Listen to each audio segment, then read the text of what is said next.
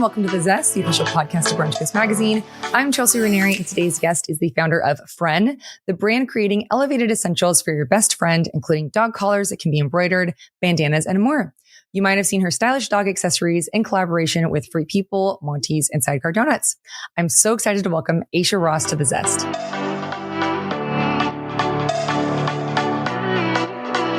Thank you so much for doing this, Aisha. I am such a huge fan of Fren. And not just because my dogs are models, but because everything that you create, from the content to like all the products, is just so aesthetic and cute, and I love it all. Thank you so much. I know it was so fun having your dogs. I love that they're just so cute. I want to use them again. I was actually thinking that. I would love that. They would love that. It's such a fun job. It's like literally the dream job. You get to dress up dogs and take photos. No, it is. And they did so good too. I feel like they were so well behaved. I love it. It is crazy, like using dogs as models now. Yeah, so fun. Well, before we jump into the interview, I want to say that you will be in our February issue, which comes out this month, since this will be airing then, for our People and Pets issue. And so people can read more about Fren and see photos in the magazine then too. I'm so excited. It's such a fun issue. Yes. Okay. Well, you grew up in Irvine. So what were some of your earliest memories of fashion or creativity? Yes. Well, if you're not familiar, Irvine is not the most creative. I feel like my school was, or like just schooling in general, was like so focused on academics, but I always, like, my parents are both into art. My brother is. I feel like we always were very encouraged at such a young age. Like, I would always be drawing. I remember like at restaurants, and I would be like drawing photos of my friends and like different outfits and stuff. So I think a lot of that came from my parents being encouraging with that. And then also, I would just try and take like any of like the art classes. I mean, in high school, I took art. I wish I could take like 10 and not take science or math or any of them. So yeah, I think like we would just try and do like as many crafts as possible when we were younger. And genuinely, like, my brother and I just enjoyed doing that. Like, that's what we were interested in. So I feel like it came pretty easily. Yeah. Wait, that's so cool. You did art. Do you still like draw? I know. It's not as much. I just don't have the time. And I feel like I would paint and draw a lot more when I was younger. And I think, again, when I did have more free time, but I also think like that was not necessarily my, like, I wasn't bad at it, but I wasn't like the best at it. I feel like from a young age too, like if you were to ask me when I was younger, I always said I wanted to be a fashion designer. So like, that's where kind of like my passion was. Like, I never like strayed away from that. So wow, that's so cool. I love that you've like followed that path your whole life. It's pretty crazy. Like, since I was like, I don't know, I really feel like since I was like 6 years old, I like always would say that. And then I went to school and I studied fashion merchandising there. But yeah, crazy. Yeah. So, well, speaking of, you studied that in Hawaii, which, what a dream. So how did living and learning there shape your perspective on style and sustainability as well? Yeah. I went and studied fashion merchandising there. Which it's not known for, again, it's not a fashion program. I wanted a college experience. And I also just, I think I wanted to like get away from home. And I was like, Hawaii sounds like a dream. I knew one other friend from high school that had gone there, and I didn't know anyone else. And I was like, I'm just going to go. And I had the best time. I feel like more than anything, I don't know that the fashion was like the most, the program it was more for like the school. And I think also like helping like shape me into a person and like being more confident, and like, because I was away from home, so I feel like I really had to grow up on my own more there. But I feel like the sustainability part was huge there, and so I think that really helped change my perspective. I was like working in retail at Lululemon there. I had so many of my coworkers that were really focused on being more sustainable, like helping the ocean, not using as much plastic, like little steps and doing like as much as you can. So yeah, I think that like really definitely impacted me for that. Yeah. And then how do you integrate sustainability like now into your brand? Yeah. So I source all dead stock fabric. For anyone that doesn't know, dead stock is like fabric that maybe like some bigger brands or any other brands have used and they're not going to use it anymore. So instead of tossing it, we're reusing it. Obviously, like at the end of the day, like creating things is not the most sustainable thing ever. but the dog's got to look cute too. So Yeah, yes. I'm trying to do as much as possible. Like with my packaging, I try not to use any plastic, and just, I think, again, sourcing dead stock fabric, using like more natural materials. No one is perfect. I feel like even when I was living in Hawaii, we would say that it's like just doing, I think, little steps. And if everyone's doing little steps, that's more impactful. But yeah. Yeah, definitely. I mean, the fact that you're doing it at all is amazing. Well, so like, speaking about Fren, so how did this idea come about for elevated essentials for your best friend? I feel like it came so organically. I had my other brand, Less is More, selling vintage clothing, women's apparel, and I was not finding. I was literally like, there's not like elevated like essentials for your dog. Like I couldn't find like really well made, cute bandanas, and they were all made of this like gross polyester fabric that were like like huge. And I think that I saw that there wasn't really, or there was like such an opening in this market. I mean, women's fashion is like such an oversaturated market. So I think I just kind of like thought of that. And Willie, my dog, is my best friend. We didn't have Wanda at the time, my other dog. So yeah, I think it kind of just came organically. And I don't know, can't remember like exactly when I thought of it, but I was like, that's a perfect catchphrase. Yes, it's so cute. And I remember when you were doing Less is More, you had the bandanas that said like good girl or bad boy or whatever. Yeah, that's how it started. And I was like, it's not making sense for me to like try and sell them there. Like I do think I need to start like a separate brand from this and separate it. And I'm so glad I did, because this has just like been such a passion of mine. Yes. Well, can you walk us through your creative process from like concept to finished product? Yeah. I feel like it will depend on like what I get inspiration from. Sometimes it's from my head, sometimes it's from like a vintage garment. But I am such a visual person, so I will draw it out. I'll then go source fabric. So I'm sourcing all the fabric in downtown LA. And then I work with incredible like cutters and sewers. Everyone's in LA, where I get my like labels and hang tags. Everyone is in LA, which I really also try to do, because I just think things are better made here. We're not worrying about tariffs. I can really check in on product.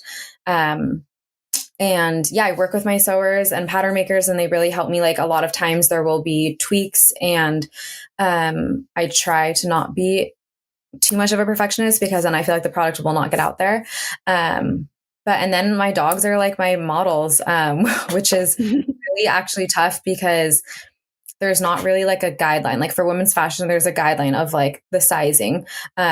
Like, so for a pattern maker, it's called grading, and they'll have like kind of like a standard like size run of like extra small through extra large, however, what size you're going to. And with dogs, you have to, I'm kind of like measuring my dogs, trying to figure it out, because they haven't worked with dogs before.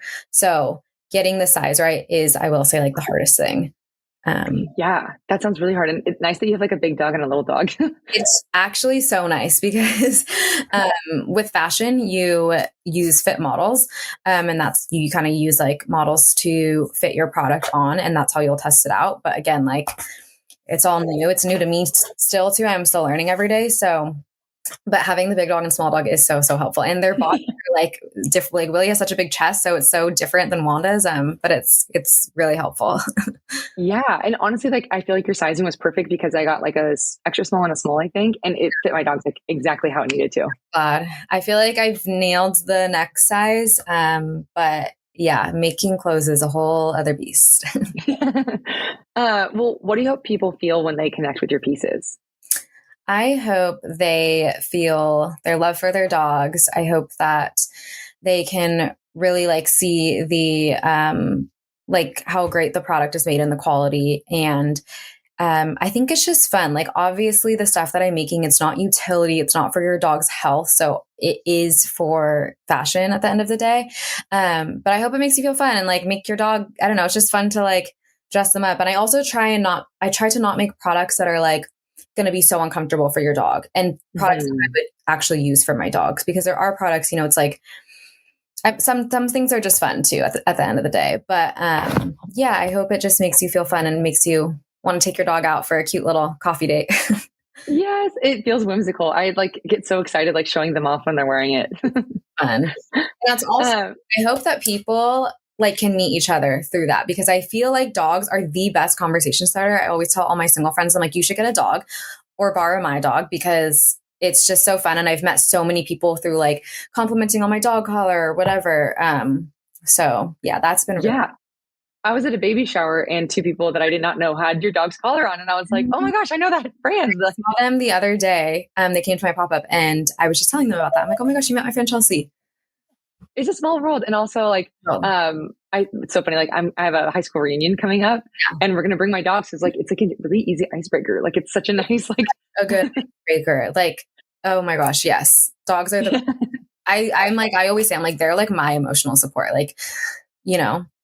Yes. No, I think about like when I'm having children, I'm like, I want my dogs in the room with me. Like that'd be so much calming. Yeah, you're like, calm me down. Yeah, exactly. Well, what's been the biggest challenge that you've had to overcome? There have been so many. I think the biggest challenge is that it's so different from when I was selling vintage. So keeping up with inventory and figuring out how much inventory to order, because I don't want to be sitting on all this extra inventory and have anything go to waste. So kind of figuring out my customer and seeing what they're buying. And also I think being able to keep on top of everything. It's a lot to have to ship product out and make the product. And then I'm driving to downtown like multiple times a week now. And I live like an hour from downtown. So I think figuring out all of that is difficult. And like, obviously costs are a huge part of that because you are making product. So yeah. Yeah, that sounds like a lot. Yeah, there's like a million different challenges along the way. I feel like every day I'm like, wow, what did I get myself into? But it's so. Well, you've also, what have you learned about your audience since starting Fren? I am obsessed seeing like people's comments and the dog influencers that you post wearing your products. I love. It's so cute. I don't know if I've ever seen such a loyal community, which is so funny because I feel like loyal is such a word that is used with dogs, but truly like it is such a loyal community. I've had the sweetest messages that people have sent me. Like I'll be like crying on a random Tuesday from someone telling me that like they got this for their dog that passed away or whatever. The community really shows up. And it's just amazing. It's so great to meet all the people and their dogs. And I'm such a dog lover. So it's been so fun to meet all the dogs in person. I'm like, I always say like I have the cutest customers because they're all just like, and also it's for cats too. Obviously I have dogs, so I'm always like promoting for dogs, but it's really cute seeing cats as well. And then like, they just look adorable. And it's so fun. Oh, the cats in it. I need to see that. I know. Cats done like collar. It's someone sent me a photo of they got a Wanda collar for their bunny wearing it, which is cute. Oh my God. That's so cute. Yeah. And I made a custom Wanda collar for this girl's pig. That was really cute. I love that, a pig. I also saw the little like the dachshund that you post with like the little Nico. I think it's like I'm like, why do I see this dachshund like always on my feed? And now it's on Fren too. Yeah. Oh my gosh, they're so sweet. They came to my pop-up in New York and he is such a good dog. He is so well behaved and he'll just sit there with his like sunglasses on. It's so cute. I love that. It's like dog celebrities. I'm like, I'm happy to hear that he's nice. Yes. And there are like dog celebrities. I've learned a lot about that because I didn't realize it was like such a market. I'm like, these dogs are making money. It's amazing. The dream. Yes. You've done so many cool collaborations too. So you did one with Monty's and Bucatini, which are both restaurants, and then also Sidecar Doughnuts. So what draws you to like a brand or a partnership when deciding who to collaborate with? I feel like these ones have happened pretty organically. And I think it's really fun when it's a brand that's more unexpected, like Sidecar Doughnuts or Monty's, where they're like food brands. But I feel like Monty's their mascot is a dog. Like they're such big dog lovers. So that made total sense. And we did an adoption event around that. So we partnered with Rescue so they could bring adoptable dogs for you to meet, which I always like love partnering with a rescue. And then, I feel like when a collaboration, I think just we have to like align in, I don't know, like obviously they have to be dog lovers and that has been a huge thing. But I don't know. I'm pretty open. I just think it's fun to create something and see their eye and vision on what we can create. And and they've all been like such amazing partners. I'm all of them. Yeah. And you also had like an amazing holiday collaboration with Free People, which I purchased, and I have, it came with a keychain, so I have it on my bag all the time. But how did that feel to like have your brand align with such a major retailer? That was crazy for me. I feel like I'm still taking it, and I still like can't believe it sometimes when I'm like friends on Free People. This is crazy because Free People growing up was like my dream brand to work for. Like I had interviewed to work for them, never got the job, but that's okay because we're here now. But that is such a crazy brand. It's also crazy because it hasn't even been a year of Fren. And I think that, I've met amazing people through Less is More that have like connected me with other people. And I feel like the community will really come together and support you. And I also feel like that partnership just happened really organically. And we had talked about doing collab, and then they had brought up the custom patchwork idea, which also felt like very Free People and holiday at the same time. So I'm super proud of that collar, and my sewers did an amazing job. They cut all the squares by hand and sewed all of them. And so the quality really, I feel like, is unmatched with that one. Like it's such a special collab. Yeah, it's such great quality. It's like thick too. Like I'm like, he's not going to be able to get through this. Yeah, I know. It's such a good one. I wish more people could like see it and like feel the fabric in person, because it really is so great and like durable. Yeah. Yes, and so cute. I can't wait we're recording this in November, but this comes out in February, so I'm very excited to get to see you more at Christmas. I know. Okay, so I mentioned the photo shoot that we did with my dogs, and it was so funny. And you like know how to like get them to look at you and pose. But do you have any like fun behind the scenes stories that you can share? I feel like, and also, yes, that was so fun. I think I'm so used to like Willie and Wanda, and I'm like trying to like do like crazy things. I feel like it's like with a baby almost, where you're just like making funny faces or noises to like get them to look at you and whatever. But it is such a different world working with dogs. I feel like the most challenging photo shoot that we had was, and it was also at the same time like such a sweet one. It was partnering with a rescue. I made custom Adopt Me bandanas and Wanda collars, and we took such cute photos of them. But all of these dogs are rescues, and they're with fosters, so they're not like, in their most comfortable environment. There's past trauma, or they're not like used to being at new places very often.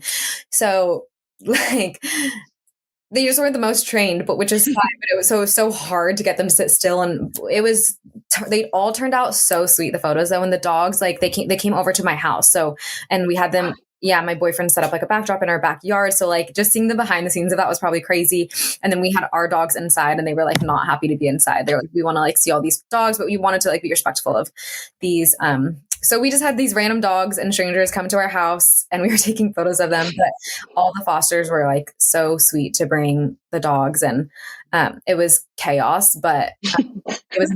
And the photos turned out so cute of the dogs too, which I feel like they don't always get these like professional photos to be shown of them. So, the goal of that was to bring awareness to the dogs and the rescues. And a lot of these dogs, it was really sweet too, because I feel like obviously when you see a puppy at a rescue, they immediately swooped up. And so a lot of these dogs are dogs that have been there for so long, and they all were truly like such sweet gems. So that was a really sweet one. That's so cute. I also love your dogs being behind the scenes. Like, we should be out there. We want to model. They were so mad. I think they just like wanted to play with the dogs. But I'm like, you guys, we're not going to get anything done. Right. Yeah. That's so cute. Well, is there anything that you would like to shout out for listeners to keep an eye out for later this year in 2026?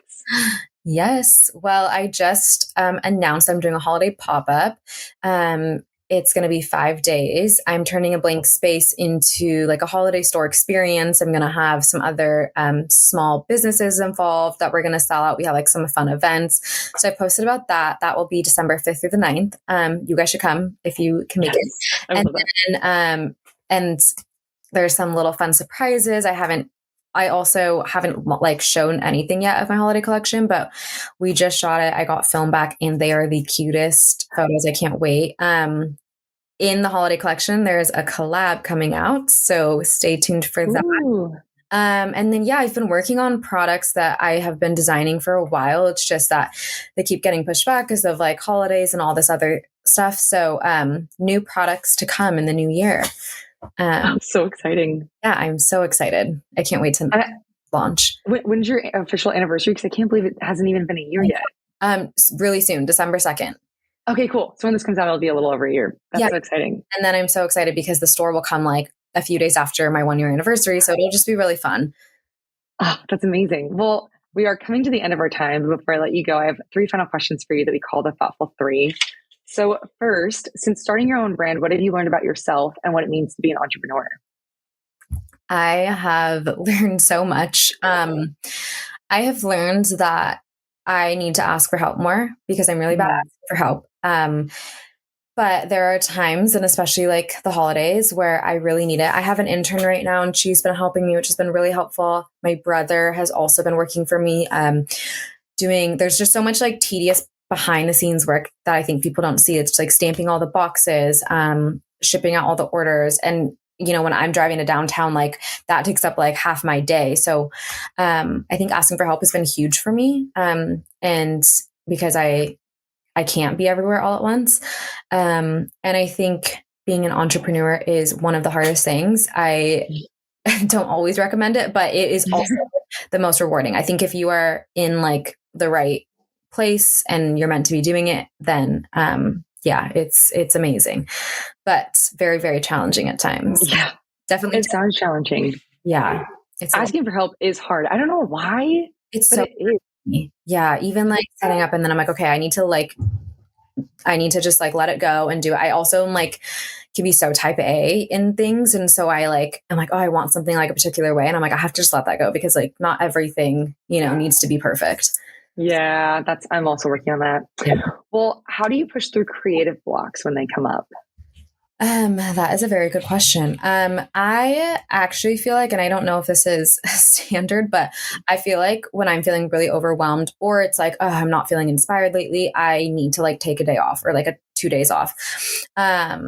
Even like, I feel like I like to go to like Ojai for the day and just like really be relaxed and be in nature and have really good conversations with friends to just feel like in a better headspace. And then I think from there I can like feel more inspired and stuff. But I feel like being online and on my phone and all of that like actually doesn't help me with inspiration and stuff because I'll just get like, I don't know, like tired and overwhelmed of everything that I should be doing or what I'm not doing. So I mean, the game is really hard in this industry, obviously, but I also think there is so much room for everyone. And I totally agree with that. I have to take a step back too, which is like the hardest thing to do when I'm like trying to figure something out. Yes. Or sometimes I need to rot all day and like watch TV and like, and like not think about work and then I'll be like, okay, like I'm good. Like, Yeah. I feel like it's like your brain like processing it on like the back burner when you're like not focusing on it. Yeah. Well, lastly, what advice would you give someone who wants to create their own brand but isn't sure where to start? I would say that I think the number one most important thing is being extremely passionate about what you create because there are so many businesses these days, which is also amazing that we do have like social media and like it's right at our fingertips. Anyone can pretty much create a business these days, but I feel like it won't be successful unless you are like so passionate about it. And I think also finding like your niche, like finding something that is going to make you stand out. I think it doesn't need to be like something so niche or so crazy, but just, I think also really listening to your customers and your community when you're going to start a brand. And another thing that would be super helpful, which I didn't do, is having like money saved up. If you're starting a business that is product, it is a lot because you're constantly, I've talked to so many friends about this. You're constantly putting your money back into that business.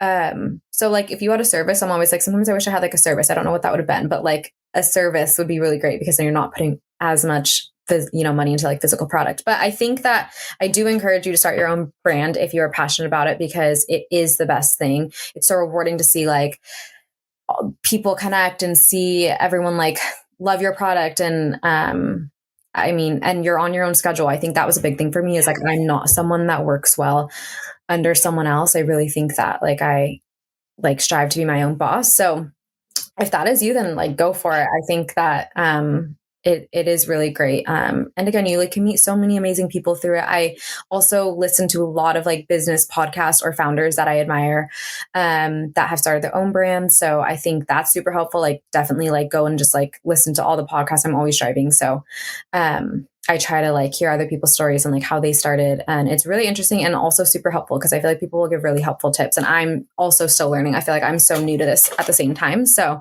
yeah. Do you have any podcasts that you want to shout out that you love? Oh gosh.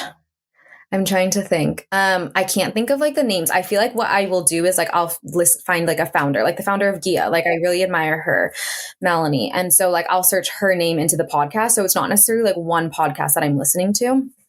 Wait, that's so smart. I've never thought to do that. Yeah. Yeah. It's really helpful because it'll be like people that I'll look up to. And I'm like, I want to listen to like what and usually they've done a podcast. So yeah. Yeah. Oh, well, thank you so much for doing this. This is so much fun getting to talk with you. I, again, am obsessed with Fren and I cannot wait to see where you go with it. I'm so excited. And I hope to have your dogs in a shoot again because they're so cute.